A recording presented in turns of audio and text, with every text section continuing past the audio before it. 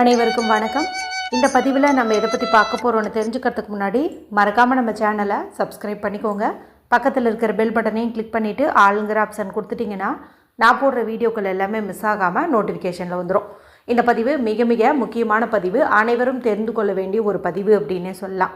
எதை பற்றியதுன்னு பார்த்திங்கன்னா, இன்று நமக்கு மகா சிவராத்திரியானது இருக்குதுங்க. இது வருஷத்துக்கு ஒரு முறை மட்டுமே வரக்கூடிய அற்புதமான நாள்னு சொல்லலாம். இந்த நாளில் நம்ம என்ன கேட்டாலும் அது கண்டிப்பாக சிவபெருமான் நிறைவேற்றி தருவார் அப்படின்னே சொல்லலாம். கூடவே இந்த நாளில் நமக்கு அபிஜித் நட்சத்திரமும் இணைஞ்சே வந்திருக்குது. ஏற்கனவே இந்த சேர்க்கை இருக்கிறதுனால என்னென்ன மாதிரி பரிகாரம் செஞ்சால் நம்மளுடைய விருப்பங்கள் நிறைவேறும், பண கஷ்டம் நீங்கும் என்பது குறித்து வீடியோக்கள் போட்டிருக்கிறேன். நீங்கள் பார்க்காம இருந்தீங்கன்னா எண்டு ஸ்க்ரீனில் லிங்க் கொடுக்குறேன், பார்த்து தெரிஞ்சு வச்சுக்கோங்க. ஒன்றுமே செய்யாமல் இருக்கிறதுக்கு ஏதாவது செஞ்சோன்னா நிச்சயமாக நம்ம வாழ்க்கையில் பல நல்ல மாற்றங்கள் உண்டாகும். இந்த பதிவு எதற்கானதுன்னு பார்த்திங்கன்னா, இந்த நாளில் இரவெல்லாம் கண் முழிச்சு சிவபெருமான் வழிபாடு வீட்லேயோ அல்லது கோவில்லையோ செய்கிறது அப்படிங்கிறது நல்ல பலனை கொடுக்கும். நம்ம வாழ்க்கையில் இருக்கிற கஷ்டங்கள் நீங்கணும், முன்னேற்றம் உண்டாகணும்னா நாம் கொஞ்சம் அட்ஜஸ்ட் பண்ணி ஒரு சில தியாகம் பண்ணணும். அதாவது நம்ம தூக்கத்தையாவது தியாகம் பண்ணுறது அப்படிங்கிறது நல்லது. ஒருவேளை உங்களுக்கு கண்ணு முழிச்சா உடம்புக்கு சேராமல் போயிடுவோம், ப்ரெஷர் இருக்குது, மயக்கம் வந்துடும், மேலும் நாளைக்கு காலையில் வேலைக்கு போகிற மாதிரி இருக்குது, அங்கே போனால் என்னால் வேலை சரியாக செய்ய முடியாது, இந்த மாதிரி பிரச்சனையெல்லாம் இருக்குது அப்படிங்கும்போது இப்போ நான் சொல்லக்கூடிய இந்த ஒரு கதை பார்த்திங்கன்னா வெறும் 5 நிமிஷம் தான் இருக்கும். நீங்கள் இதை வீட்டில் அமைதியாக இருக்கிற சமயத்தில் அப்படியே ஜஸ்ட்டு அப்படியே கிளிக் பண்ணி விட்ருங்க. அந்த கதையை மட்டும் நீங்கள் அப்படியே கண்ணை மூடி கேளுங்க. அதில் அப்படியே வர கதாபாத்திரங்களும் உங்களுக்கு மனக்கண்ணில் பாருங்கள். சும்மா இந்த கதையை கேட்டிங்க அப்படின்னாவே இன்றைக்கி உங்களுக்கு புண்ணியம் உண்டாகும் அப்படின்னே சொல்லலாம். நான் நேற்று கூட ஒரு பதிவு போடும்போது சொல்லியிருந்தேன், ஒரு அற்புதமான கதை இருக்குதுங்க, மகத்துவம் வாய்ந்தது, அதை சொல்கிறதன் மூலமாக எனக்கும் புண்ணியம் உண்டாகும், கேட்குற உங்களுக்கும் புண்ணியம் கிடைக்கும்னு சொல்லியிருந்தேன் இல்லையா? அந்த கதை தான் இது. நீங்கள் சும்மா ப்ளே பண்ணி விட்டுட்டு ஏதாவது வேலை செய்கிறதுனா கூட நீங்கள் அப்படியே வேலை செஞ்சுக்கிட்டே கூட கேட்கலாம். சும்மா கேட்டிங்கனாவே கண் முழிச்சு வழிபாடு செஞ்சதுக்குண்டான பலன் உங்களுக்கு கிடைக்கும் அப்படின்னே சொல்லலாம். சரி, அது என்ன கதைன்னு பார்த்தீங்கன்னா, உங்களுக்கு ஞாபகம் இருக்குதா, நான் குளிக்கும் தண்ணீர் பரிகாரம் வீடியோ போட்டிருந்தேன் நெல்ல நேற்று. அதில் ஒரு வார்த்தையை சொல்லியிருந்தேன். அந்த மந்திர வார்த்தையை பயன்படுத்தும் போது நமக்கு பல நல்ல மாற்றங்கள் வாழ்க்கையில் நடக்கும், மேலும் 1000 பிரச்சனைகள் இருந்தாலும் நீங்கும் அப்படின்னு சொல்லியிருந்தேன். அது என்ன வார்த்தைன்னு வீடியோ பார்த்தவங்க தெரிஞ்சிருப்பீங்க. பார்க்காதவங்களுக்கு சொல்கிறேன். அந்த வார்த்தையானது சிவசம்போ. சிவசம்போ இதுதான். சிவபெருமானுடைய நாமங்கள் நிறைய இருக்குது. அதில் இந்த சிவசம்போங்கிற வார்த்தை அதிகப்படியாக நிறைய பேர் பயன்படுத்துவாங்க. ஏன் இந்த நாமத்துக்கு இவ்வளவு சிறப்பு? இதே குழப்பம்தான் ஒரு முனிவருக்கும் வந்துச்சு. அவர் பார்த்திங்கன்னா சிவபெருமானை நோக்கி தவம் இருந்தார். அப்போ தவம் இருக்கிற சமயத்தில் நிறைய மக்கள் பார்த்திங்கன்னா சிவசம்போ சிவசம்போன்னு சொல்லி கோஷமிட்டுட்டு போகிறாங்க.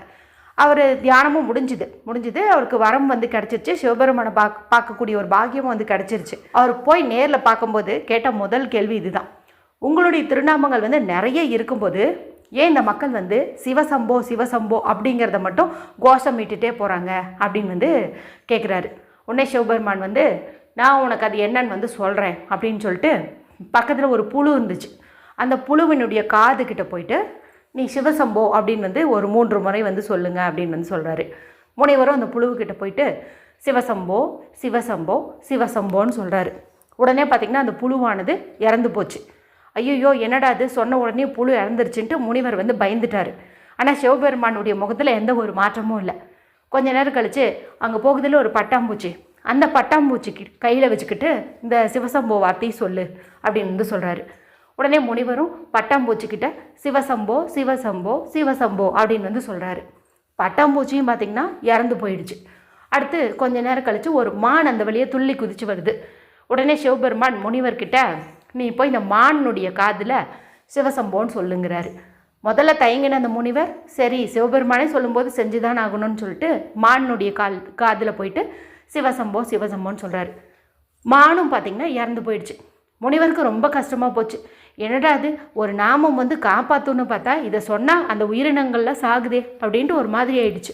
அடுத்து அந்த வழியாக ஒரு தாய் பிறந்த தன்னுடைய பச்சிளங்குழந்தையை எடுத்துக்கிட்டு வராங்க. சிவபெருமானை நோக்கி தான் வராங்க. சிவபெருமான் முனிவர்கிட்ட சொல்லி இந்த குழந்தையினுடைய காதில் இந்த சிவசம்போ வார்த்தையை சொல்லு அப்படிங்கிறாரு.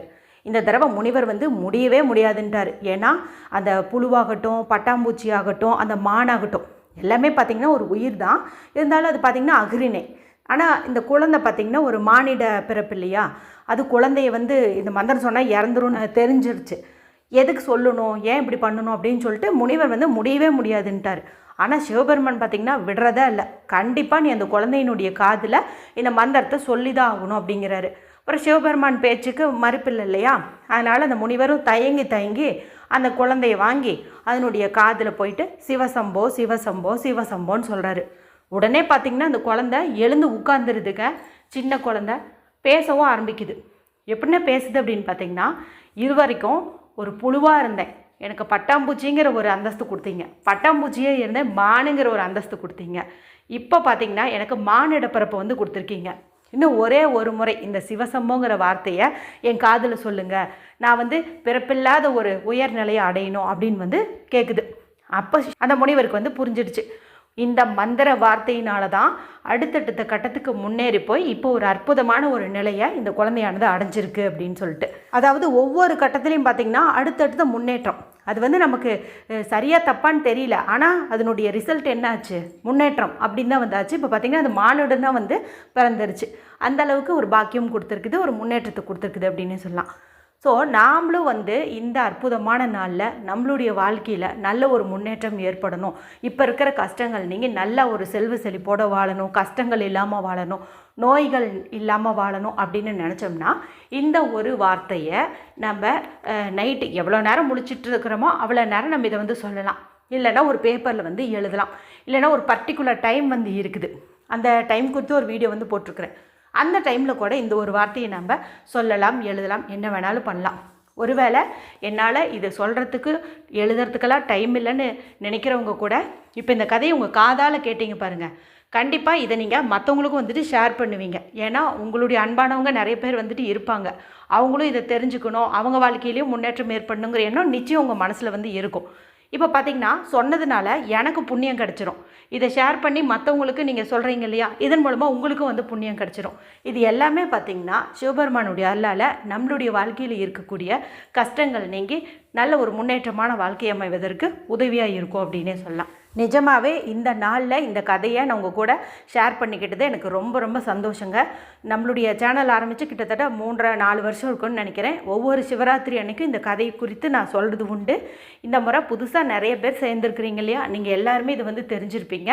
இதில் ஒரு சிலருக்கு ஏற்கனவே இந்த கதை வந்து தெரிஞ்சிருக்கும், ஒரு சிலர் வந்து புதுசாக தெரிஞ்சிருப்பீங்க. எதுவாக இருந்தாலும் இன்றைக்கி என் மூலமாக புதுசாக தெரிஞ்சிச்சுங்கிற ஒரு சந்தோஷமும் எனக்கு இருக்குது. அதே போல் ஆல்ரெடி தெரிஞ்சவங்களுக்கு இது கொஞ்சம் ஞாபகப்படுத்துனங்கிற ஒரு சந்தோஷமும் எனக்கு இருக்குது. எப்படி பார்த்தாலும் எனக்கு இந்த ஒரு புண்ணியமே வந்துட்டு போதுங்க. மற்றும் ஒரு பயனுள்ள பதிவில் உங்களை சந்திக்கிறேன். நன்றி, வணக்கம்.